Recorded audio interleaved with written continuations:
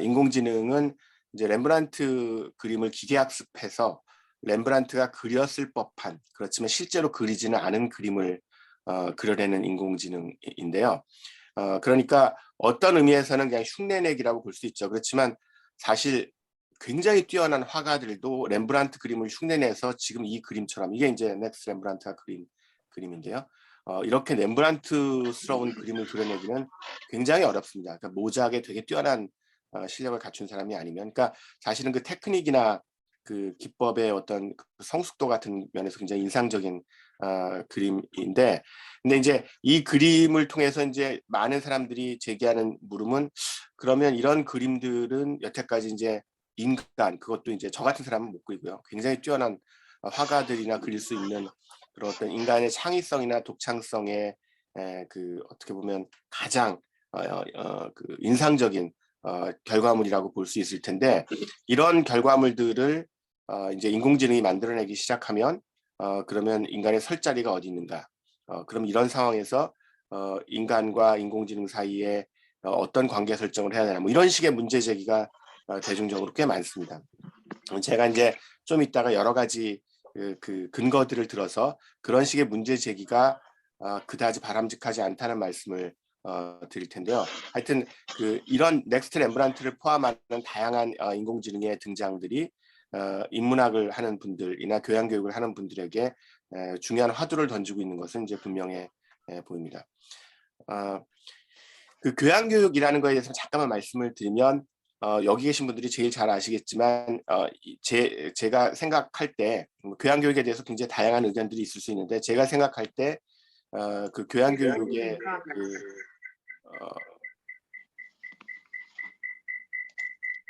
아마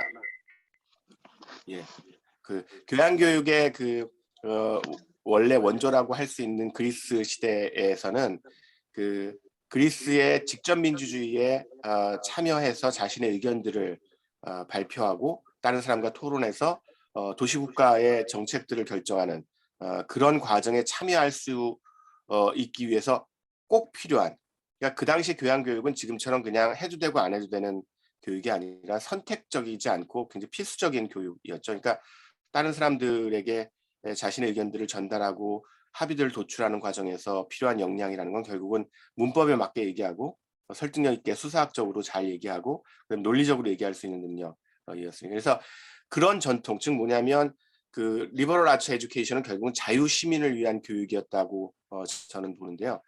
그 자유 시민을 위한 교육이 중세대학 때는 이제 원래 전통적인 3과에서 4과가 추가되고 그다음에 최근에 18, 19세기를 거치면서 뭔가 고전 교육, 문학이 이제 인간의 정신을 보양시키는 능력에 대한 페트라슈카의 르네상스 시기의 지적이 굉장히 설득력이 있었기 때문에 그런 어떤 다양한 경로를 거쳐서 현재 우리가 익숙한 교양 교육으로 나오게 되는데, 근데 이 말은 뭐냐면 결국은 교양 교육은 시대의 흐름에 따라서 그 시대가 요구하는, 그 시대를 살아가는 사람들이 가장 필요로 하는 역량, 필수적인 역량들을 길러주는 교육이어야 했었고, 그런 의미에서 이제 21세기의 여러 가지 상황들이 그 과학기술, 특히 이제 인공지능과 같은 첨단 과학기술이 우리 삶에 끼치는 영향들이 되게 크다는 점을 고려할 때, 아까 이제 조 교수님께서도 처음에 서두에서 말씀하셨지만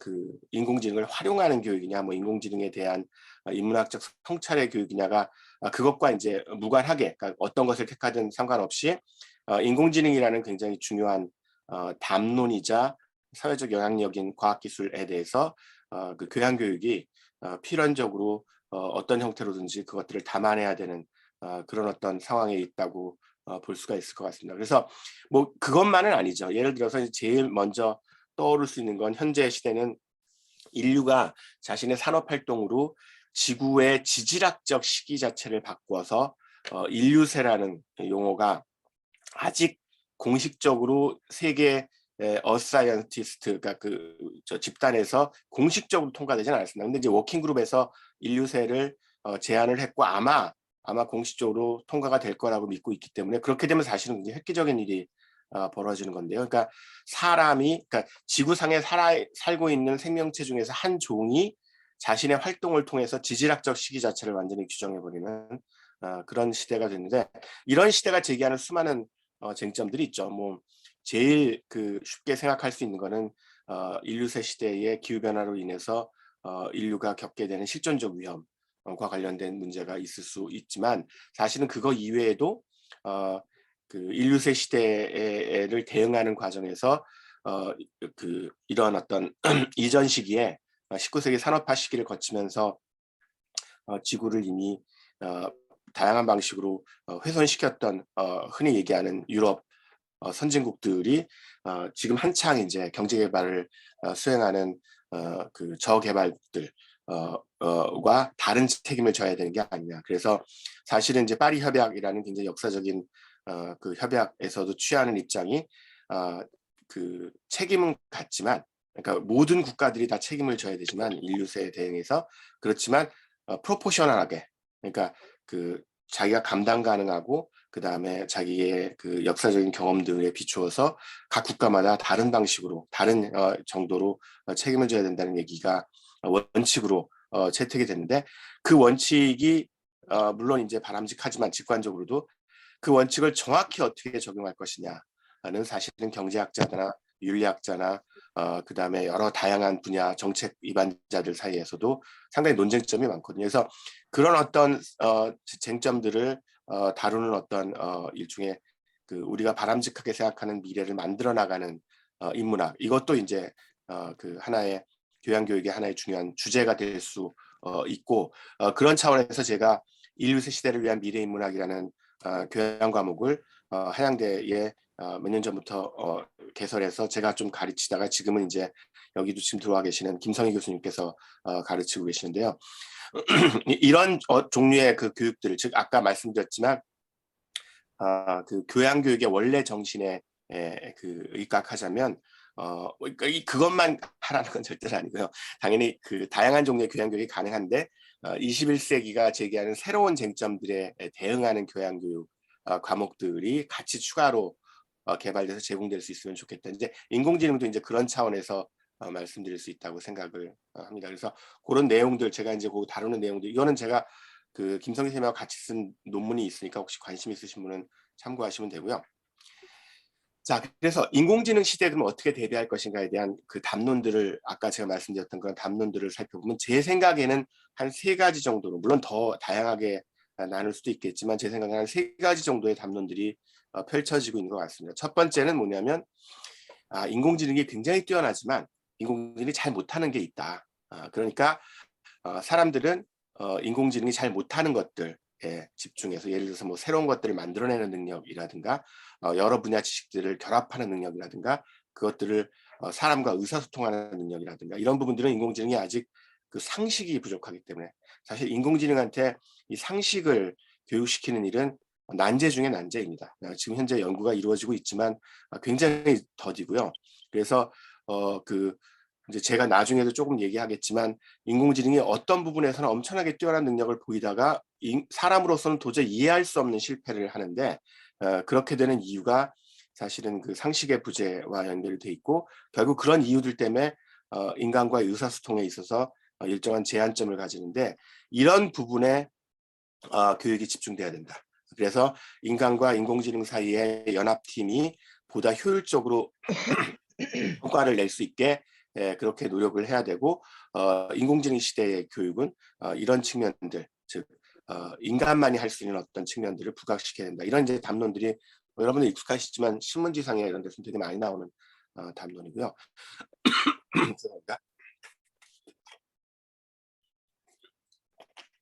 제가 좀 이따 말씀드리겠지만 이 담론들에 대해서 제가 전체적으로 뭐 이렇게 완전히 말도 안 된다라고 생각하는 건 전혀 아니고 당연히 그런 측면들이 있는데요. 근데 이 첫 번째 제안에 대해서 구체적으로 생각해 보면 생각만 그렇게 간단하지 않다는 걸 알 수 있습니다. 그 부분에 대해서 좀 이따가 말씀을 드리겠습니다. 두 번째 제안은 인공지능이 광범위한 사회적 활용이 될 텐데, 그것이 제기한 여러 가지 위협들이 있다는 거죠. 특히 이제 우리나라에서는 그 이루다 사태 때문에 촉발된 차별과 혐오 표현 같은 문제들. 그래서 이런 기존의 편견이나 불평등을 인공지능이 그대로 학습해서 그걸 재생산하는, 어떤 경우에는 만약에 인공지능이 충분히 많이 활용된다면 단순히 재생산이 아니라 확대 재생산되게 됩니다. 그러니까 그 기존에 있었던 편견이 어떤 지역이나 어떤 집단에 그 주로 펼쳐져 있었던 어떤 국소적인 성격을 가졌다면 그런 어떤 그 편견들이 인공지능이 학습을 해서 그 인공지능을 굉장히 보편적으로 활용하게 되면 그 전보다 더 심해지는 그 효과가 있고요. 그 다음에 죄송합니다. 제가 아침에 약간 목이. 또 한 가지는 인공지능이 기본적으로 머신러닝, 즉 기계학습이라는 최근의 인공지능은 기계학습의 근본적인 학습 알고리즘을 사용하는데, 이 기계학습의 특징이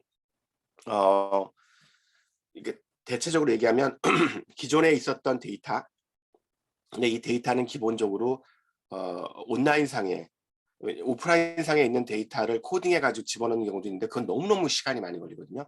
그래서 일반적으로 로봇을 사용해서, 여기서 말하는 로봇은 이제 그 사이버 공간을 돌아다니면서 데이터를 수집하는 로봇인데, 그 로봇을 사용해서 그 사이버 공간에 있는 데이터들을 다 모아서, 최대한 모아서, 현재 사실은 여기에 대해서는 규제가 그렇게 강하지 않기 때문에 정말 마구 모으거든요. 뭐 제가 그쪽 산업계 분들 만나면은 정말 모을 수 있는 만큼 왕창 모은다고 하더라고요.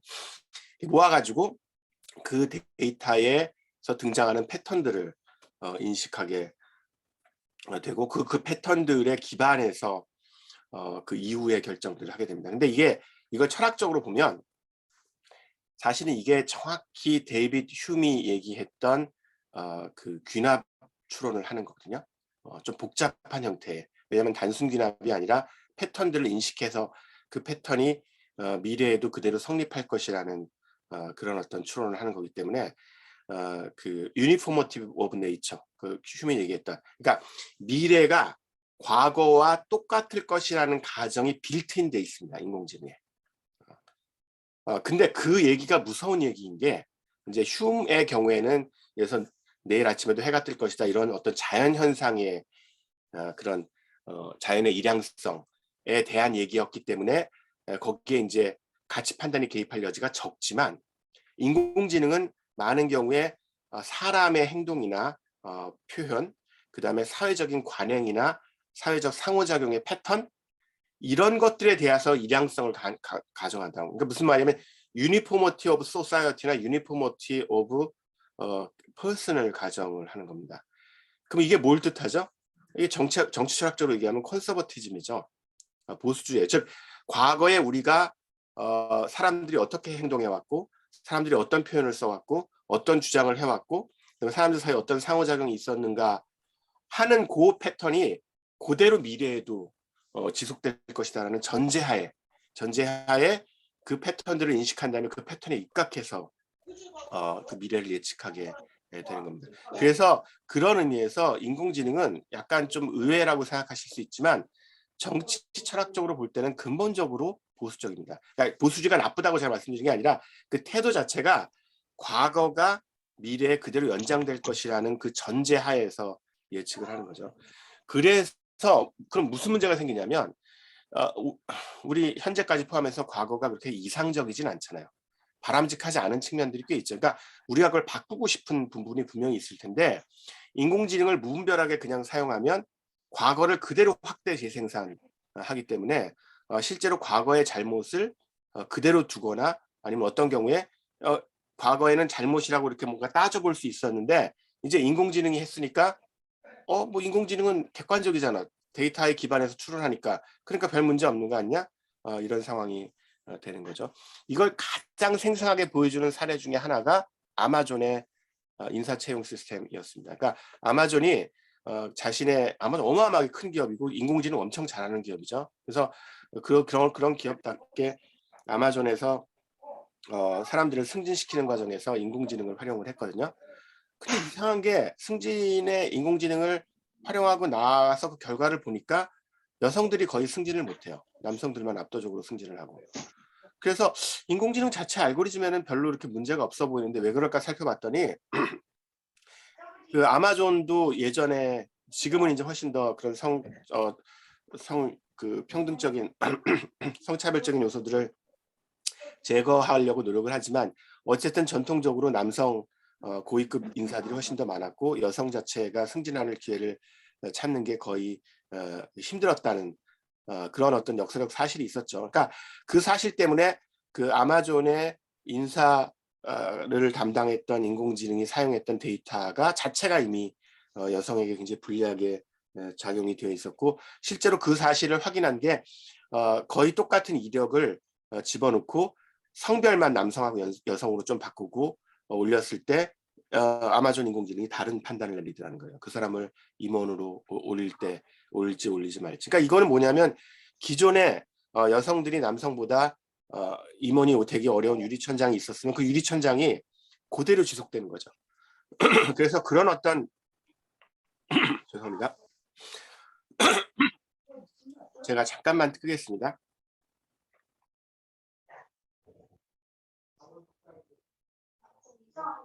예, 그래서 그런 어떤 그 원론적인 의미에서의 보수주의. 그러니까 과거에 우리가 사회나 우리 그 인간들을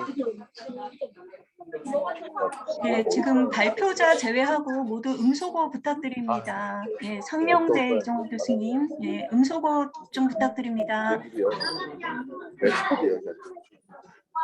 사람들이 참았던 거 이제 한꺼번에 하는 상명대 교수님, 우석대 교수님, 예, 음소거 좀 부탁드립니다. 네, 잠시 조금 음소거를 좀 하고 발표를 진행하도록 하겠습니다. 예, 제가 강제적으로 음소거를 좀 하도록 하겠습니다. 지금 아마 자리에 안 계시거나 그런 상황이어서 음소거가 지금 안 되고 있는 것 같습니다. 잠시만요. 예, 발표자 제외하고 예, 제가 음소거를 강제로 좀 하겠습니다. 네, 계속하겠습니다. 그래서 네네. 그런 측면들이 있다는 점을 우리가 인식할 필요가 있고, 즉 뭐냐면 인공지능 알고리즘 자체가 굉장히 그 페어하게 만들어져 있어도 기존의 우리 사회 자체가 그렇게 이상적인 사회가 아니었고 그 사회에서 데이터들을 수집해서 그 데이터들에서 보이는 패턴이 미래에도 기본적으로 그대로 유지될 것이라는 가정하에서 인공지능은 그 예측을 하거든요. 그래서 그 예측은 실제로 기존 사회의 여러 특징들이 이게 뭐 예를 들어서 주식시장이나 이런 데서는 실제로 우리가 제도적으로 강제하잖아. 예를 들어서 어저께 주식시장의 규칙과 미래의 주식시장의 규칙은 일반적으로 우리가 그 주식시장의 그 운영 규칙을 바꾸기 전까지는 그대로 유지되니까 상관이 없는데 그런데 사실은 그 훨씬 더 사회적 가치나 우리가 인권과 관련된 기본적 가치가 중요한 맥락에서는 이게 큰 문제를 일으킬 수 있다는 점, 그 점이 되게 중요하고 그래서 그런 것들에 대한 교육이 필요하다. 사실은 여기 오른쪽에 제가 유네스코에서 최근에 그 AI와 교육 사이 되게 좋은 보고서입니다. 제가 그 적극 추천드리고 싶은 보고서인데 AI 에듀케이션에 대한 보고서에서도 정확히 그런 측면들이 굉장히 강조되어 있고요. 당연히 이 보고서에는 이 첫 번째 제안, 두 번째 제안, 세 번째 제안 다 나옵니다. 다 나오지만 특히 상대적으로 사람들이 간과하기 쉬운 두 번째 제안에 대해서 굉장히 강조를 하고 있고 그래서 이 보고서는 아마 제 기억에 이제 영어로도 구하실 수 있고 아마 번역도 된 거로 알고 있습니다. 그래서 여러분께서 수업 자료로 활용하셔도 좋을 것 같고요.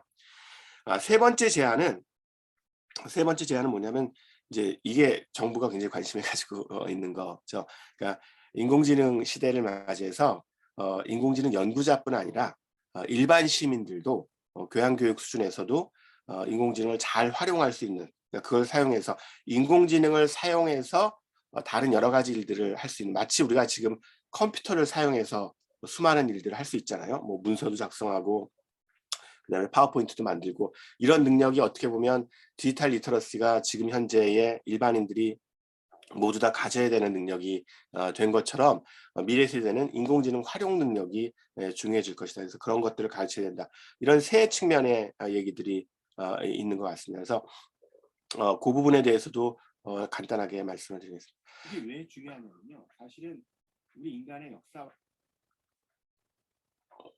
예. 갑자기 죄송합니다. 그 인공지능과 관련해서 제가 몇 가지 그 인공지능이 가진 핵심적인 특징들을 먼저 말씀드리고 그 특징들이 왜 아까 말씀드린 그 세 개의 쟁점에서 그 중요한지 그리고 어떤 시사점을 갖는지를 말씀드릴 텐데 제가 이제 이 자료가 굉장히 많고 선생님들이 이미 가지고 계시기 때문에 간단하게만 정리하고 넘어가겠습니다. 일단 제가 강조드리고 싶은 점은 인간은 어떤 지적인 결과물을 봤을 때 그 결과물을 만들어냈던 배후의 어떤 지적인 존재가 인간과 비슷한 방식으로 그 지적인 결과물들을 고민해서 만들었을 것이라고 가정하는 경향이 있습니다. 그러니까 일종의 의인화 경향인데 이 의인화 경향은 제가 여기서 말씀드렸지만 사실은 우리가 네안데르탈인이 우리의 친척종인데 3만 년, 4만 년 정도에 멸종한 다음부터는 우리 인간과 괄목상대할 만한 그런 지적 존재를 만나지 못했기 때문에 발생한 그런 특징이라고 볼 수 있고요. 그런데 이제 이게 우리가 인공지능을 이해할 때 장애로 작용을 합니다. 왜냐하면 인공지능은 그 결과물에 있어서는 인간과 동등하거나 어떤 경우에는 인간을 압도할 정도의 결과물들을 내놓을 수 있는데 그런데 그 결과물을 내놓는 과정은 인간과 달라도 너무 다르거든요. 그래서 그걸 제가 낯선 인공지능이라고 얘기하는데 근데 이 부분을 이해하는 게 굉장히 어렵고 그리고 이 부분을 이해하지 못해서 인공지능과 관련된 여러 가지 쟁점이나 그 상호작용 과정에서 문제가 생겨납니다. 저는 그래서 교양교육 이 인공지능을 다룬다면 인공지능의 낯선 기술적 특징들과 그것의 이제 내용과 그것이 어떤 함의를 지니는지 시사점을 지니는지를 가르치는 것이 굉장히 중요하다고 생각을 합니다. 인공지능 죄송합니다. 이게 좀 바꾸기로 그게 인문주의 재분과 어떤 관련이 되는지를 말씀드리겠습니다. 지금 인공지능이 엄청나게 발전하고 있죠. 네, 교수님 천천히 하십시오. 화면 공유를 다시 해주시면 될 것 같습니다. 예. 중에서 제가 이제 주목하는 특징은 전통적으로 인간만 할 수 있다고 이야기했다는 이야기예요. 예를 들어서 그림 그리기.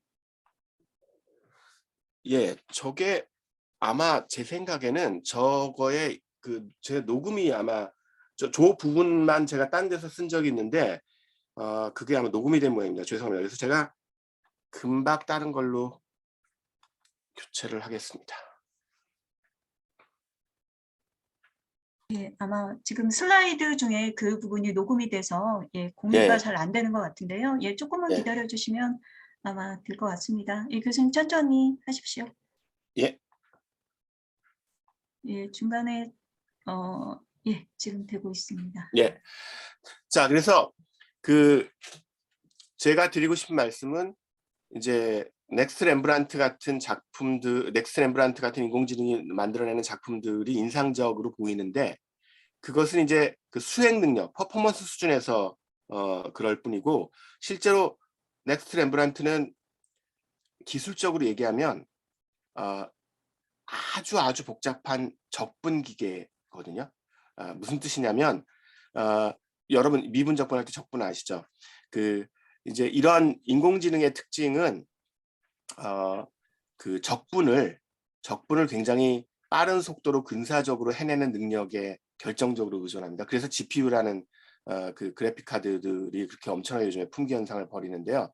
왜냐하면 이제 이 인공지능이 작동하는 방식이 뭐 복잡하지만 간단하게 말씀드리면 처음에 원래 이제 목적으로 하는 어떤 목적 함수를 하나 설정하고요. 그 목적 함수에 대해서 처음에 가졌던 그 뉴럴 네트워크의 유닛마다의 값들이 거기에 미치지 못하면 그걸 이제 계산을 한번 해가지고 미치지 못하면 백 프로포게이션이라고 그래가지고 그 미치지 못하는 그 차이를 좀 더 줄일 수 있는 방식으로 거꾸로 돌아가면서 유닛들 간의 밸류들을 다 조정합니다. 그걸 이제 백 프로포게이션 뒤로 이렇게 전파되는 거예요. 근데 그 과정이 결국은 뭐냐면 적분이에요. 그래서 그러니까 결국은 이게 그러니까 내용을 보면은 우리가 인간이 이 의미론적으로 저 렘브란트 그림이네. 기가 막히다 그러지만 이 넥스트 렘브란트라는 인공지능 자체는 그냥 엄청나게 빠른 속도로 적분을 각 유닛들마다 굉장히 빠르게 하고 있는 거예요. 그거 이외에 아무것도 없어요. 물론 이제 나머지 그게 작동하는 방식은 전부 다 인간 엔지니어들이 알고리즘을 만들어 놓은 거고요. 인공지능 자체가 하는 건 적분밖에 없습니다. 네. 근데도 이런 일이 된다고 이해가 잘 안 되죠. 아니 적분해가지고 어떻게 이게 나오지? 그러니까 그 부분을 억셉트를 할 필요가 있는 겁니다. 그러니까 뭐냐면 우리는 그게 쉽지가 않은 거예요. 우리는 야 저렇게 뛰어난 의미론적으로 풍부해 보이는 어떤 결과물이 적분이라는 말도 안 되는 수학적 과정을 통해서 나올 수 있다는 것, 그것을 납득하기가 되게 어려운데 실제로 그런 과정들이 가능하다는 점은 컴퓨터 사이언스에서 1950년대부터 알려졌거든요. 근데 그게 숨어 있었죠, 여태까지는. 예를 들어서 여러분은 전자계산기에서 1 더하기 1은 2를 어떻게 계산하는지 아세요? 여러분들이 생각할 때는 이렇게 뉴머럴로지컬하게, 그러니까 하나라는 대상이 있고 또 다른 대상이 있어서 그걸 갖다 합쳐놓은 다음에 하나, 둘 이렇게 셋이잖아요. 그러니까 이뉴머레이션을 통해서 우리는 그 덧셈을 하거든요. 그렇다는 사실이 인지심리학 연구 결과에서도 알려져 있어요. 그런데 놀랍게도 여러분들 실제로 전자계산기는 그런 방식으로 안 합니다. 그러니까 굉장히 이상한 방식으로 혹시 관심 있는 분은 관련된 내용들 찾아보시면 금방 인터넷 많이 돌아다니는데 컴퓨터 처음 배우실 때 프로그래밍 처음 배우실 때 1 더하기 1은 2라는 거 계산할 수 있는 프로그래밍 만드는 방법이 있는데요. 한 20가지 단계를 거쳐 가지고 레코드를 긴 테이프에다가 앞뒤로 돌아다니면서 0, 1을 갖다 지웠다 썼다를 갖다 반복하다 보면 한 20단계 절차를 거치고 나면은 계산이 돼 있어요. 그러니까 얘는 우리가 아는 방식으로 1이 뭔지 알고 더하기가 뭔지 알고 그다음에 같다가 뭔지 알고서 결과를 내는 게 아닌데 어쨌든 결과는 맞아요. 그러니까 그런 일들이 가능하다는 것들을, 즉 심볼 자체의 의미론적 속성을 이해하지 못하고서도 결과 차원에서는 어떤 엄청난 일들을 해낼 수 있다는 것들을 이해하는 게 중요한데, 근데 사실은 이건 굉장히 우리한테 낯설고, 이게 제기하는 인문학적 시사점은 여러분들 여기 계신 분들 다 전문가시니까 잘 아시겠죠. 우리가 흔히 인간이 어떤 의미론적으로 풍부한 문학 작품이라든가 예술 작품이라든가 사회적 제도나 이런 것들에 대해서 분석하는 수많은 것들에 대해서 이해하지 못한 상태로 적어도 결과물에 있어서는 유사한 걸 낼 수 있다는 게 정확히 모름이 아니냐. 사실은 이게 우리의 인문주의에 대한 어떤 재검토를 요구하는 측면들이 많다는 점만 일단 말씀을 드리겠습니다. 그리고 요거는 조금 그냥 제가 시간 관계상 넘어가고 그렇게 중요한 건 아니고 그냥 집어넣은 건데 읽어보시면 아시겠지만, 제가 드리고 싶은 말씀은 초지능에 대한 담론들이 워낙 사람들이 관심이 많으니까 아마 교양교육에서 다루실 필요가 있지만, 이건 제가 따로 논문을 낸 게 있거든요. 핵심은 초지능주의자들이 흔히 이제 조금만 있으면 이제 인공지능이 엄청 발달해가지고 사람에게 실존적 위험을 줄 것이다 라고 얘기를 하고, 그런 주장을 하는 사람들 중에서 똑똑한 사람들이 되게 많아가지고 이거 그럴 거 아니야 하는 생각을 하게 되는데, 그런데 실제로 이 초지능주의자들이 얘기하는 지능 개념을 보면은 굉장히 얇은 개념이라는 거죠. 즉 어느 정도냐면 초지능주의자들이 얘기하는 지능과 관련된 어떤 문장들에서 등장하는 지능을 계산 속도로 바꿔도 문장 의미가 거의 바뀌질 않아요. 그러니까 이 사람들은 지능이라는 것이 결국은 아까 제가 얘기한 그런 적분과 같은 계산을 엄청나게 빨리 할 수 있으면 그 적분으로 모든 것들이 다 환원될 수 있다고 생각하는 경향들이 있어요. 그런데 저도 그렇게 생각하지만 많은 인지심리학자들이라든가 지능을 연구하는 사람들이 지능이라는 것은 그렇게 단순히 계산 속도로 환원될 수 있는 게 아니라 그런 영역도 있죠, 당연히. 아까 제가 말씀드린 어떤 실제로 논리적 계산이나 이런 능력들은 그런데, 예를 들어서 사람들 사이에 의사소통을 통해서 합의를 도출해내는 능력, 이런 게 이제 소셜 인텔리전스인데, 그 다음에 균형을 잡는 능력, 그러니까 몸의 신체적인 균형을 잡는 능력, 이런 것도 이제 피지컬 인텔리전스. 그러니까 다중지능 이론이 이제 어떻게 보면 그쪽 분야의 지금 대세 이론인데, 그런 다양한 방식으로, 그리고 의미를 해석해서 그 의미들 사이에 연관관계를 통찰해내는 능력, 이건 아직 인공지능, 미래 인공지능은 모르겠습니다. 근데 적어도 계산 속도를 그냥 높인다고 이런 통찰력이 생기지는 않거든요. 그래서 이런 부분들을 고려할 때 실제로 초지능을 갖춘 기계가 단순히 하드웨어가 GPU 속도가 좀 늘어난다고 갑자기 등장할 것 같지는 않다 하는 어떤 반대 의견도 굉장히 많이 있다는 점. 그래서 이런 어떤 논쟁점들을 조금 이렇게 좀 골고루 좀 균형 잡게 볼 필요가 있다는 말씀드립니다. 자, 아까 제가 인공지능의 3가지 특징에 대해서 말씀드린다고 했는데 첫 번째는 이미 제가 거의 말씀드렸어요. 인공지능은 제가 표현하는 바로 자각 없는 수행을 한다고 말씀드릴 수 있습니다. 즉 자기가 뭘 하는지 모르는 거죠. 이걸 갖다 근데 제가 딴 장소에서 말씀드렸더니 예술하시는 분들이 뭐 굉장히 뛰어난 예술가들도 거의 신들린 것처럼 자기가 뭐 하는지 모르고 막 그림도 그려내고 작곡도 하는 경우도 있는데 그럼 인공지능도 그런 거 아니냐. 그래서 이제 제가 그때 깨달았는데 역시 용어라는 게 굉장히 중요하구나.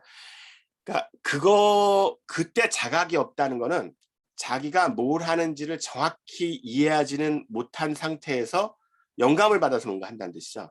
근데 이제 인공지능에서 제가 자각 없는 수행이라고 얘기하는 건 그 영감을 받는다든지 의식한다든지 이런 마인드 스테이트가 없다는 뜻입니다. 그러니까 인포메이션은 프로세싱이 되는데 그것들 자체를 메타적으로 의식하는, 메타적으로 인지하는 것들은 있어요. 왜냐하면 그 중앙 처리 장치가 있으니까. 근데 그것들을 우리가 의식이라고 부르는 형태로 그것들을 정신 상태로 이렇게 향유하고 예를 들어서 많이 얘기하는 게 알파고가 자기가 이세돌을 꺾은 다음에 굉장히 안도감이나 승리감을 맛봤느냐. 그럴 가능성이 아예 없는 게 그런 회로 자체가 아예 없거든요. 그러니까 아키텍처상으로 이 인공지능은 현재까지 나온 인공지능, SF에서 등장하는 거 말고요. 그런 건 아예 다른 종류의 인공지능이고 현재까지 인공지능은 그 수행 능력이 되게 뛰어나지만 알고리즘을 잘 만들어서 얘는 하는 건 적분뿐인데 근데 알고리즘을 잘 만들어 가지고 기가 막힌 결과물들을 뽑아내는 거라는 겁니다.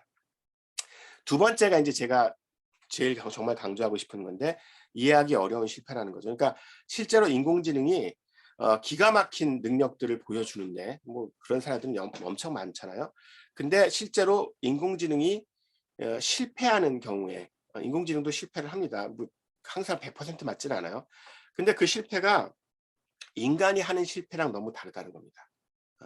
예를 들어서 저는 그 고양이하고 개는 구별할 수 있지만 이제 고양이의 수많은 저는 뭐 특별히 애묘가는 아니어서 그 고양이의 수많은 종류들을 다 구별하지는 못하고 근데 인공지능은 머신러닝을 잘 시키면 그 고양이 사진 같은 거 한 100만 장 주고 거기다 다 이렇게 그 아종 이름까지 다 주면은 척척 구별해내요. 기가 막힐 정도로 구별을 해내요. 그러니까 그런 면에서 보면 인간보다 낫죠. 자, 그런데 이런 짓을 합니다. 인공지능이. 그러니까 이 왼쪽이 스쿨버스예요. 스쿨버스에다가 그 어떤 이런 이걸 적대적 공격 혹은 적대적 노이즈라고 하는데요. 애드버서리얼 어택 혹은 애드버서리얼 노이즈라고 하는데 이런 이게 픽셀 바이 픽셀로 이런 그림들이 다 여기에 이제 픽셀로 컬러 넘버들이 있을 텐데 거기다가 이런 얼핏 보면 무작위처럼 보이는 그 신호들을 더하는 겁니다. 더해서 나온 결과가 이거예요. 우리 인간의 눈에 보기에는 얘랑 별 차이가 없어요. 왜냐면 이게 굉장히 랜덤 노이즈처럼 보이거든요. 그러니까 얘랑 거의 같아 보이는데 얘를 정확하게 스쿨버스라고 인식했던 인공지능이 얘를 타조라고 인식합니다. 이게 어딜 봐서 타조로 보이세요? 자, 근데 여기가 핵심이에요. 제가 놀리는 게 아니라 이걸 어딜 봐서 타조라고 보이세요라고 얘기하는 이유는 우리가 이걸 그 스쿨버스로 인식할 때 우리는 이것도 역시 이제 인간의 비주얼 그 레코그니션에 대한 그 연구에서 잘 밝혀진 건데 비교적 큰 규모의 매크로 피처들, 근데 미닝풀한 매크로 피처들, 그러니까 의미론적으로 우리에게 이해가 되는 어떤 특징들을 잡아내서 얘를 인식합니다. 그러니까 예를 들어서 미국이나 캐나다 쪽은 대개 스쿨버스가 노란색이고 그 다음에 이런 어떤 굉장히 큰 등 같은 걸 달고 다니고 뭐 이런 것들 그리고 애들이 타고 다닐 수 있게 이렇게 큰 문이 앞에 달려 있고 뭐 이런 것들 있잖아요. 그래서 그런 미국이나 영국의 스쿨버스를 본 사람들은 그런 어떤 전형적인 이미지가 있어요. 문화적으로 각인된 그런 특징들을 잡아서 인식하고 여기에도 그 특징들이 거의 그대로 남아 있으니까 스쿨버스 이러는 건데 인공지능은 아까 제가 말씀드렸지만 인간하고 전혀 다른 낯선 방식으로 이 이미지를 판독하거든요. 어떻게 하냐면요. 얘네들을 픽셀 바이 픽셀로 컨볼루션이라고 하는 어떤 단위들을 잡아요. 그러니까 제일 작게는 4개를 잡고 더 크게 뭐 16개 잡을 수 있는데 그러니까 자기 주변에 4개씩 잡아가지고 그 컨볼루션이라는 거를 결국은 웨이티드 썸 그러니까 각각의 픽셀에 적당한 웨이트를 준 다음에 그걸 더하는 값들로 그 컨볼루션의 값을 얻거든요. 그 다음에 그 컨볼루션들의 옵티마이제이션을 합니다. 그러니까 수학적으로 그 컨볼루션 값들을 집어넣어서 밸류로 그 옵티마이제이션을 통해서 어떤 특정한 패턴들이 보이면 즉 스쿨버스에 일치되는 마이크로스코픽한 굉장히 미시적인 어떤 특징들이 보이면 그때 이제 얘를 인식하는 거예요. 저 스쿨버스로. 그러니까 얘가 하는 일이 뭐냐면 적대적 공격이 하는 일이 뭐냐면 그거를 혼란시키는 거예요. 그러니까 우리 눈으로 보기에는 여기는 아무런 매크로 피처가 없잖아요. 그러니까 아무 상관이 없을 것 같은데 이게 사실은 굉장히 잘 디자인돼서 요 컨볼루션이라는 단위들이 적분을 통해서 어떤 물체를 인식하는 걸 교란시킬 목적으로 디자인이 된 겁니다. 실제로 그래서 이게 그 시큐리티에서 굉장히 큰 문제예요. 그러니까 평상시에 잘 작동하는 인공지능 보안 시스템이 이렇게 무너질 수가 있거든요. 이런 거 가지고. 그래서 이걸 집어넣으면 얘는 이 사진을 마이크로스코픽하게 인식했을 때 타조의 패턴을 여기서 읽어내는 거예요. 인공지능은. 그러니까 얘는 타조라고 하는 거죠. 그러니까 인간하고 전혀 다른 방식으로 이해를 하는 거거든요. 물론 이 사례들 하나는 제거할 수 있습니다. 금방. 근데 중요한 건 이런 사례들을 무한계 많이 만들어낼 수 있어요. 그러니까 이제 문제가 되는 거죠. 그래서 인공지능 연구자들이 물론 제가 미리 페어하게 얘기하기 위해서 미리 말씀을 드리면 이 애드버서리얼 어택이 가능하다는 점을 또 인공지능 학자들은 생산적으로 활용해요. 그래서 뭐냐면 겐이라는 게 있는데 제너러티브 애드버서리얼 네트워크라는 게 있는데 그게 뭐냐면 인공지능을 둘로 나눠 가지고요.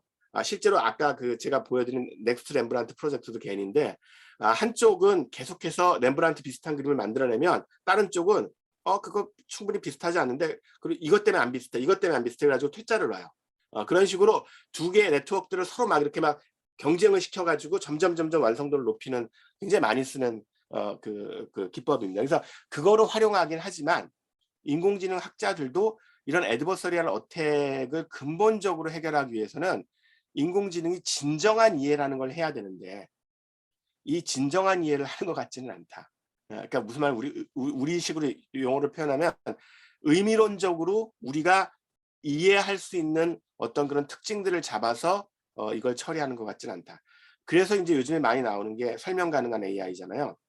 근데 여러분들 조심하셔야 되는데 설명 가능한 AI는 그걸 강제하는 거예요. 그러니까 우리가 의미론적으로 이해 가능한 특징들을 사용해서 인공지능이 마치 사람하고 비슷하게 추론할 수 있게 강제하는 건데 그러면 예외 없이 효율성이 엄청 떨어집니다.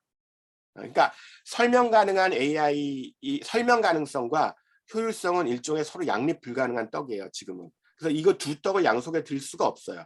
그래서 그 둘을 갖다 동시에 추구할 수 없다는 점이 어떻게 보면 이 인공지능이 정보를 처리하는 방식에서 유비 능력이라든가 진정한 이해가 부족하다는 점을 또 다른 방식으로 보여주는 그런 어떤 특징이라고 할 수가 있습니다. 그다음에 또 한 가지가 뭐냐면 이제 계산과 실제 간극이라는 건데요. 인공지능은 기본적으로 사이버 공간상에서 작동하는 컴퓨터 프로그램 소프트웨어거든요. 이 인공지능이 실제로 물리적 공간에 영향을 끼치기 위해서는 여러 가지 도움이 필요합니다. 사실 여기서 이제 제가 하나 일부러 얘기 안 하고 있었던 걸 말씀을 드리면요. 여러분 그 넥스트 렘브란트가 아까 그런 기가 막힌 그림을 어떻게 만들어냈을 것 같아요? 넥스트 렘브란트는 소프트웨어인데 예를 들어서 넥스트 렘브란트가 들어있는 컴퓨터를 갖다가 그 렘브란트 그림이 가득 들어있는 어떤 방에다 갖다 놓고 야, 너 이제부터 거기다 카메라도 설치해주고 야, 이제부터 이 그림 공부해. 그래가지고 렘브란트 그림 비슷한 거 만들어내. 그래서 얘가 거의 뭐 한 일주일 동안 렘브란트 그림을 한참 보다가 이제 됐어요. 그리고 촉촉촉 그 붓으로 그림을 그렸을까요? 그게 이제 우리가 생각하는 만약에 인간이 렘브란트 그림을 모작하려는 실제로 여러분들 암스테르담의 락스 뮤지엄 가면 렘브란트 방이 있는데 거기 가면은 렘브란트 그림 모작하는 사람들을 여러 명 볼 수 있어요. 그 사람들이 이제 그러면서 테크닉을 익히는 거예요. 그건 인간적인 방식이고요. 인공지능은 그렇게 못해요. 앞에서 말씀드렸던 이유 때문에. 어떻게 했냐면 일단 엔지니어들하고 인공지능 엔지니어들, 그다음에 실제로 화가 굉장히 뛰어난 화가들, 그 다음에 미술사가 렘브란트의 스타일에 대해서 잘 알고 있는 사람, 이 세 사람들이 협동을 해서 렘브란트 그림에서 굉장히 핵심적인 렘브란트 스타일의 핵심이라고 할 수 있는 특징들을 잡아낼 수 있는 베리어블들을 만들어냅니다. 그러니까 무슨 말이냐면 이게 렘브란트 그림을 갖다가 이렇게 스캔해 가지고 준 것도 아니에요. 그렇게 하면 얘가 아무것도 못해요. 그게 아니라 얘가 렘브란트 그림을 렘브란트 그림으로 인식하고 그 스타일을 패턴들을 찾아낼 수 있게끔 베리어블들을 잘 만드는 거예요. 그래서 그 베리어블들을 가지고 렘브란트 그림을 다 코딩해요. 마치 왜 이렇게 고양이 그림 보고 밑에다 고양이라고 레이블링 다는 것처럼 렘브란트 그림을 한 장 놓고서 그 베리어블이 제가 알기로는 수백 개가 넘는데 그 베리어블 값들을 다 일일이 다 그 각각의 포인트에 대해서 준단 말이에요. 그렇게 다 렘브란트 그림을 컴퓨터가 이해할 수 있게 코딩도 하고 컴퓨터가 계산할 수 있게 베리어블도 정하는 작업을 사람이 다 한 다음에 그 다음에 그거를 줘요. 데이터로. 그러면 얘는 아까 얘기했지만 적분 기계니까 열심히 적분을 해가지고 옵티마이제이션을 시키겠죠. 그래가지고 결과값이 나왔어요. 그래서 얘가 상당히 훈련이 됐어요. 그 다음에 렘브란트 그림 비슷한 걸 만들어 보라고 해요. 그러다 이제 새로운 그림들을 만들면 그럼 얘가 그걸 갖다 3D 그 아키텍처로 찍어내거든요. 3차원적 구조로. 그러면 그 중에서 자 이게 중요한 건데 그 중에서 좋은 것만 뽑아서 그러니까 인공지능은 평가 기능이 없어요. 예술 평가 기능이. 아직까지. 그리고 평가 기능을 만들어 놓기가 되게 힘듭니다. 그래서 얘는 그렇게 머신러닝을 완료한 다음에도 걔가 만들어내는 모든 그림이 다 렘브란트 그림이 아니에요. 걔가 만들어내는 그림 중에서 어떤 건 렘브란트 그림에 상당히 가까운 것도 있지만 어떤 건 이게 도대체 왜 나왔지 싶은 것도 있어요. 그런 걸 사람들이 다 제거해내고 그 중에서 좋은 거 뽑아서 사람들이 그걸 갖다가 3D 프린터에 연결해서 인터페이스 프로그램 짜고 그래서 뽑아내서 만든 게 그 그림이에요. 그러니까 아시겠죠? 저 계산과 실제. 그러니까 실제로 지금 인공지능이 뭔가 물리적 세계에 영향을 끼치기 위해서는 그게 이제 매스미디어에서는 마치 인공지능이 다 한 것처럼 이렇게 나오지만 전혀 사실이 아닙니다. 그건 제가 100% 보장할게요. 제가 인공지능학자. 그건 인공지능학자 누구한테 물어봐셔도 전부 다 모든 나머지 것들을 다 사람들이 다 해주거나 기계가 해요. 자율주행차가 대표적이죠. 자율주행차에 인공지능이 들어가는데 자율주행차가 왜 그 물리적 세계에 영향을 끼칠 수 있죠? 인공지능의 판단을 브레이크나 액셀러레이터나 자동차와 기계적으로 연결해 놨기 때문이죠. 그래서 이 부분을 굉장히 강조할 필요가 있습니다. 이게 현상학적으로 되게 중요한, 뭐 현상학하시는 분들은 아시겠지만 얼마나 중요한 그 함의를 가지는지 아시겠죠. 그래서 몸이 없다는 것은 인바디드 코그니션 부분들이 굉장히 부족하다는 거거든요. 그래서 제가 드리고 싶은 말씀은 이제 아까 말씀드렸지만 그 교양 교육에 대한 그 구체적인 내용만큼이나 인문주의도 굉장히 많은 그 시대에 따른 변화를 거쳤는데 제가 특히 학생들한테 이런 얘기 해봤자 이렇게 잘 안 먹혀서 제가 제일 학생들한테 설명했을 때 깜짝 놀랐던 부분이 뭐냐면 인권 개념이에요. 너희들 인권 개념이 고대부터 있었을 것 같지. 사실은 인권 개념은 그러니까 인간이 존엄하다든가 동물과 구별되는 되게 뛰어난 존재라는 생각은 고대부터 있었다. 그렇지만 태어나자마자 모든 사람들이 양도 불가능하고 그 다음에 그것들 꼭 존중해야 되는 그리고 사회가 그거를 존중할 수 있던 제도적 장치를 만들어야 되는 그런 베이직 휴먼 라이츠라는 걸 가지고 태어났다는 거. 그리고 이걸 다른 모든 것보다 우선시하면서 사회적으로 존중해야 된다는 그 생각은 사실은 발명된 거다. 그러니까 발명됐다는 게 그게 터무니없이 근거가 없다는 뜻이 아니라 많은 사람들이 프랑스 대혁명이라든가 여러 가지 사회적 제도적 변화 과정에서 투쟁을 통해서 얻어낸 사람들을 설득해내고 그것들을 제도화시키고 그래서 지금은 당연시되게 만든 그런 과정이고 그 과정에서 인문주의라든가 인간에 대한 태도도 상당히 많이 바뀐 거다.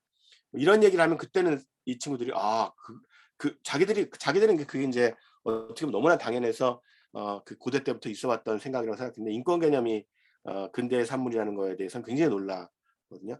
근데 사실은 그 우리가 21세기 맥락에서 인공지능이라든가 다양한 그 과학기술과 관련된 여러 그 변화들을 목격을 할 때 우리가 이것들을 꼭 뭐 인간을 뭐 팔다리를 갖다 기계로 바꾸거나 유전공학적으로 변화시켜서 다른 종류 뭐 이런 식의 급진적인 트랜스 휴머니즘은 제쳐두더라도 뭐 그것까지 포함해서 실제로 우리가 그 근대에 형성된 우리의 그 인간관, 인문주의 뭐 이런 부분들, 휴머니즘 가치 이런 것들에 대해서 재검토가 필요하다는 거죠. 여기서 재검토라는 건 그걸 부정하자거나 말도 안 된다고 얘기하자는 게 아니라 마치 이제 우리가 그 포스트 모더니즘이 모더니즘적 어떤 그 이분법에 대해서 다양한 각도로 재검토를 해서 나름대로 그것의 한계와 장점 이런 것들을 밝혀냈듯이 그 휴머니즘 가치죠.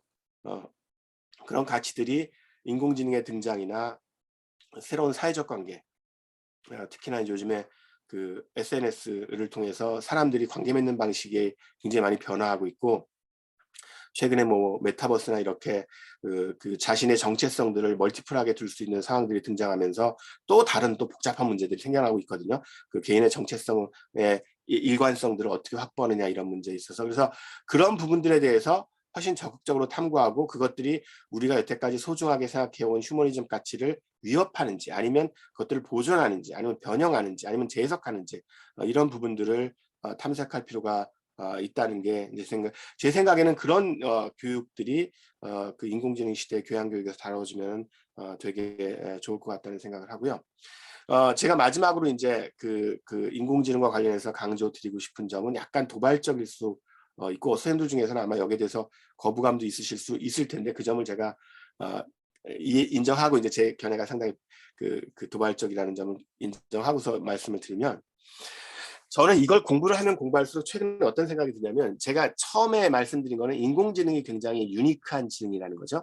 그러니까 뭐냐면 결과물에 있어서는 엄청난 것들을 내보내주는데 아직까지는 혼자 못하고 인간의 도움을 받지만 점점 인간의 도움을 덜 받게 이제 기술 발전이 이루어지겠죠. 그러니까 하여튼 그렇게 따지면 우리 인간도 다른 인간의 도움을 받아서 무슨 일을 하니까, 그래서 인간적인 의식이나 인간적인 의도, 욕구 이런 것들을 현재로서는 가지지 않은 상태에서 그런 기가 막힌 일들을 해내는 인공지능이 되게 우리한테 낯설다는 것이 분명한데, 그런데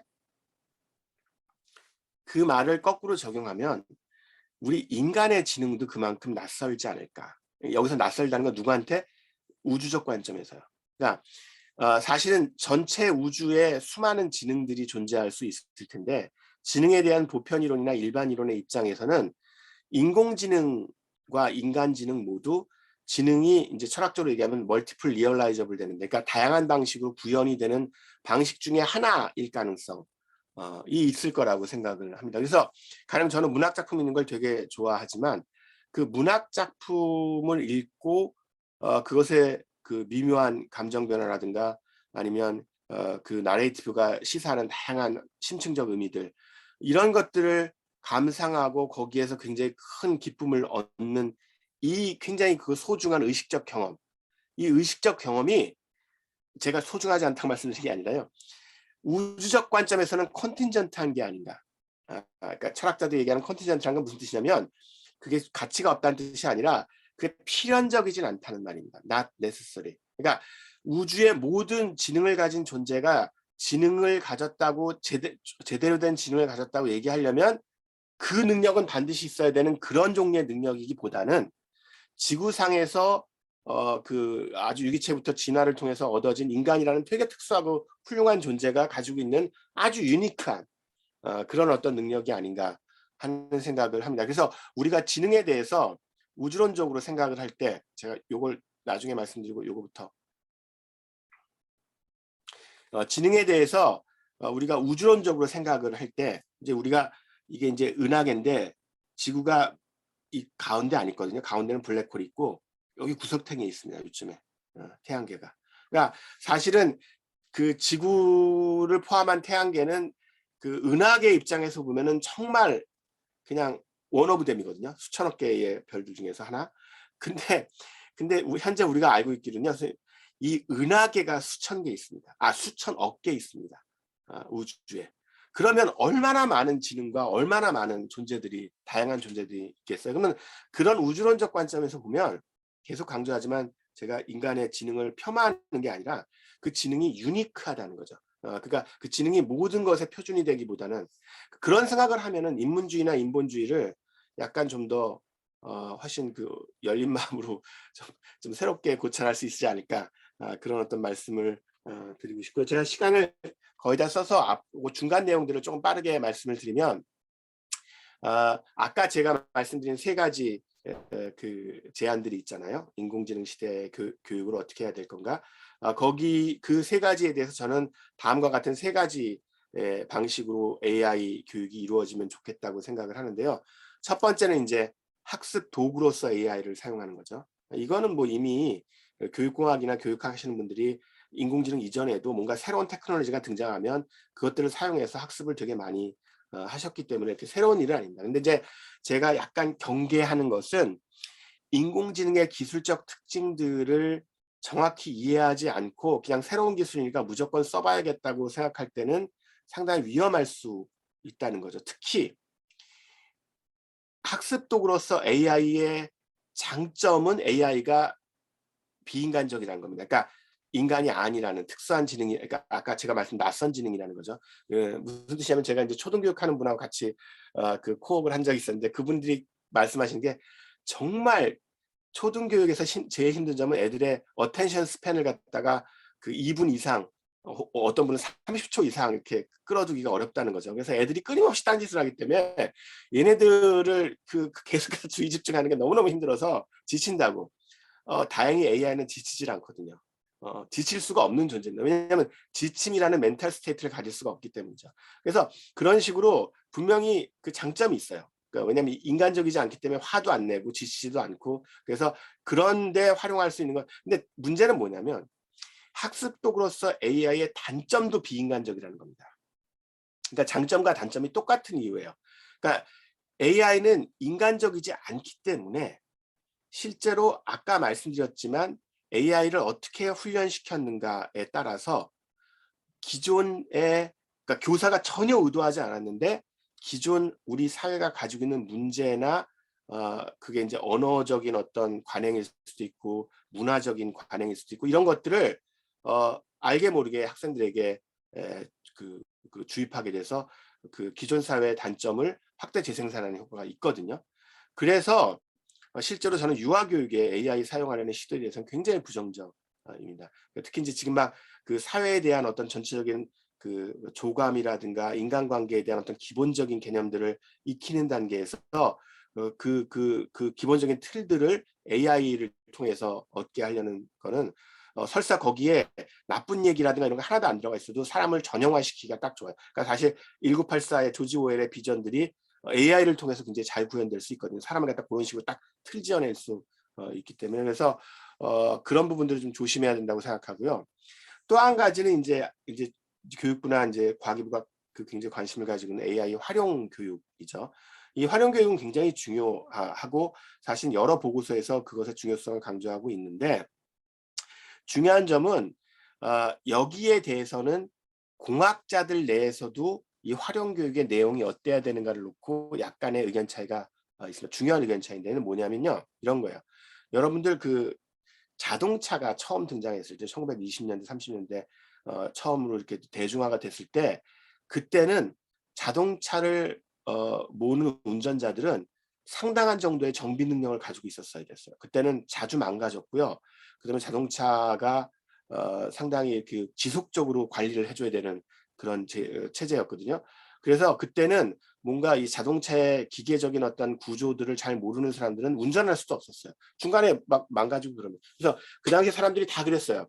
자동차는 그거를 자동차에 대해서 굉장히 잘 알고 있는 사람 이외에는 운전할 수 없을 거다. 근데 어떻게 됐습니까? 사실은 이제 그게 기술이 발전하면서 실제로 대부분의 운전자들은 자동차가 어떻게 작동하는지 하나도 몰라도 그냥 핸들하고 브레이크하고 이것만, 그러니까 즉 그 인터페이스인데요. 기술적으로 그 인터페이스만 어떻게 활용하는지를 알면은 다 운전할 수 있게 됐잖아요. 그래서 이 부분이 아직까지 사실은 숙제예요. 그러니까 무슨 뜻이냐면 아직까지 미래가 어떻게 될지 정확히 모릅니다. 그러니까 공학자들 사이에서도 의견 차이가 있어요. 인공지능이 지금 단계에서는 일일이 다 코딩을 해야 되거든요. 어떤 예에서 인공지능을 사용해 가지고 어떤 일을 하고 싶으면 그런데 이게 계속 이럴 거냐. 자동차의 역사하고 마찬가지로 인터페이스가 되게 잘 만들어져서 그냥 나는 마치 여러분들이 컴퓨터 소프트웨어 쓰시는 것처럼 그냥 그 베리어블 값들 몇 개, 내가 목적 함수를 몇 개, 그다음에 하려는 거 이걸 갖다 그냥 쳐넣기만 하면은 그 우리가 인간이 이해할 수 있는 그런 인터페이스 베리어블들을 실제로 인공지능이 이해할 수 있는 코딩으로 바꿔주는 작업들을 하는 엄청난 그 중간 매개 프로그램들이 다 개발이 돼가지고, 그래서 미래의 인공지능은 일일이 우리가 파이썬 배울 필요 없게 될 수 있어요. 그럴 가능성이 분명히 있습니다. 그래서 그럴지 아닐지에 대해서는 논쟁이 있습니다. 근데 저는 개인적으로 저 어렸을 때 포트란 배웠거든요. 포트란 그 후에 써본 적이 없어요. 왜? 그 후에 컴퓨터 인터페이스가 워낙 좋아져가지고 그런 식으로 되지 않는다는 보장이 없어요. 그 정도만 말씀드릴게요. 그래서 실제로 AI 활용 교육도 정말로 코딩 교육을 무조건 시키는 게 좋으냐, 그거보다는 AI의 원리 자체, 그리고 AI를 어떻게 활용할까, 이런 것들에 초점을 맞추고 인터페이스 프로그램들을 많이 개발해서 보급하는 게 좋지 않냐, 여기에 논쟁이 있습니다. 그래서 이 부분도 좀 고려해 볼 만한 내용이고요. 그 다음에 또 한 가지가 이제 AI ethics 교육인데요. 제가 여기다가 AI 윤리 교육과 AI ethics 교육이라고 이렇게 좀 말도 안 돼 보이는 말씀을 드렸는데, 이유가 있습니다. 실제로 아까 그 유네스코 보고서가 이 세 종류의 교육을 다 강조하거든요. 학습 도구로서 AI, AI 활용 교육, AI ethics 교육. 근데 제가 이걸 공부하면서, 그리고 이걸 가지고 발표하고 다른 사람들하고 토론하면서 깨닫게 된 사실인데, 그래서 제가 아예 여기 밑에 고등과학원 웹진에다가 이 주제로 글도 하나 썼어요. 워낙 답답해가지고. 이거 한번 관심 있으시면 보시면 되는데, 핵심은 이겁니다. 우리말의 윤리 개념이 영어의 에식스 개념과 너무 많이 달라서 번역어긴 하지만 저는 개인적으로 AI 윤리 교육이라는 표현을 별로 안 썼으면 좋겠어요. 근데 그렇다고 AI 에식스 교육이라고 영어를 갖다 그냥 쓸 수는 없잖아요. 그러니까 뭔가 다른 교육, 그러니까 AI 리터러시 교육이라든가 AI AI의 사회적 쟁점에 대한 교육이라든가 이런 식의 말이 좋을 것 같은 게, 윤리라는 말이 이게 이제 표준 국어대사전 정의인데요. 사람으로서 마땅히 행하거나 지켜야 될 도리라고 되어 있습니다. 그러니까 일단 사람이죠. 그러니까 사람이 아닌 AI에 대해서는 사실 원칙적으로 우리 말에 의하면 윤리를 얘기할 수가 없고, 오직 얘기할 수 있는 건 AI를 사용하는 사람, AI를 만드는 사람의 윤리만 얘기할 수 있어요.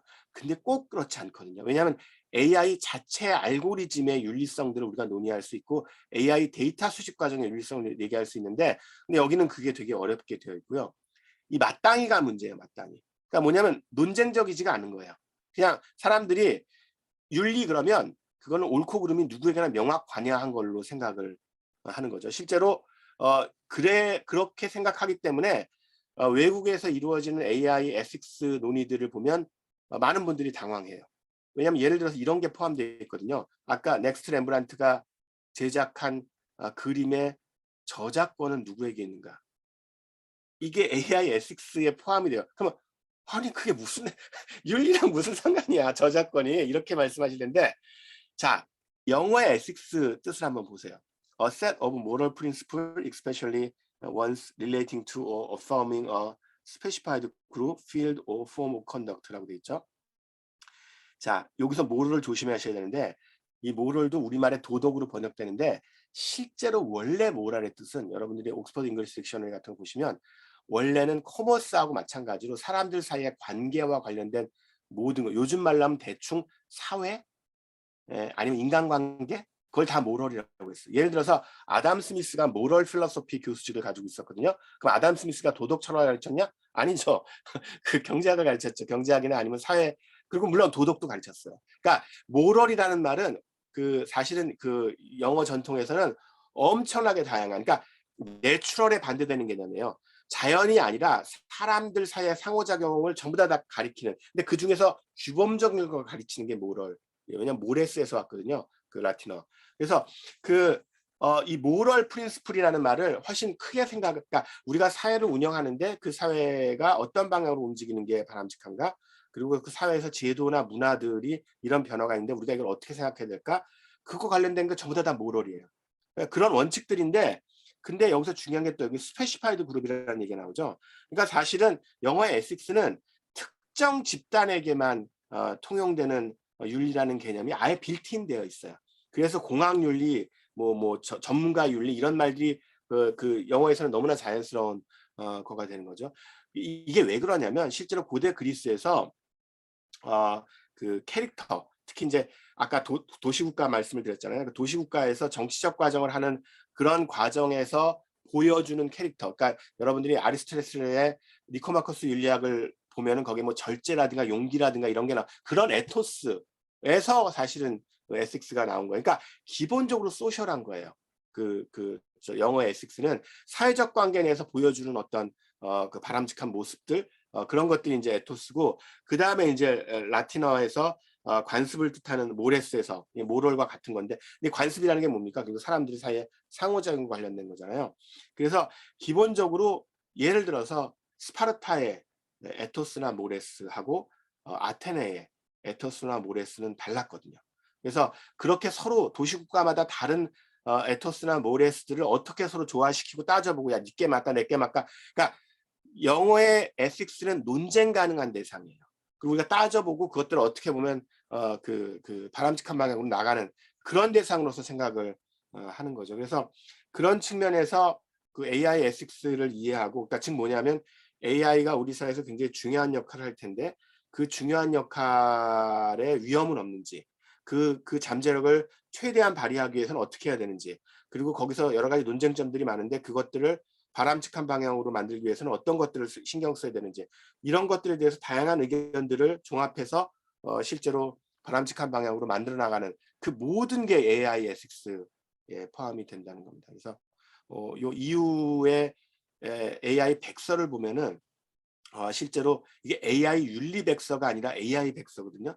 근데 놀랍게도 우리나라랑 달리 그냥 AI 기술 열심히 많이 개발하고 AI를 가지고 산업 일으키고 이런 내용으로 가득 차 있는 게 아니라, 제가 시간 관계상 이거는 그냥 읽어보시면 좋을 텐데 실제로 그 내용에 있어서는 그 에코시스템 오브 엑설런스 뿐만 아니라 에코시스템 오브 트러스트라는 게 굉장히 중요하게 들어가 있습니다. 즉 AI를 만들어서 잘 활용하기 위해서는 그 AI가 안전하고 인간의 기본적 인권을 해치지 않고 인류에게 도움이 된다는 그런 신뢰관계 구축이 굉장히 중요한데, 그걸 어떻게 만들 것인가, 그것 자체가 AI 백서에 들어가 있어요. 그래서 사실은 이런 차원의 AI 에식스 교육이 돼야 된다고 생각을 합니다. 그래서 그게 결국은 AI 리터러시를 포괄적으로 이해하는 것일 수 있고, 그게 이제 교양 교육이 사실은, 왜냐면 포괄적인 교육이니까 어떤 특정한 어떤 주제 교육이 아니라, 뭐 코딩 교육이야 이제 코딩 하시는 분들이 하시겠지만,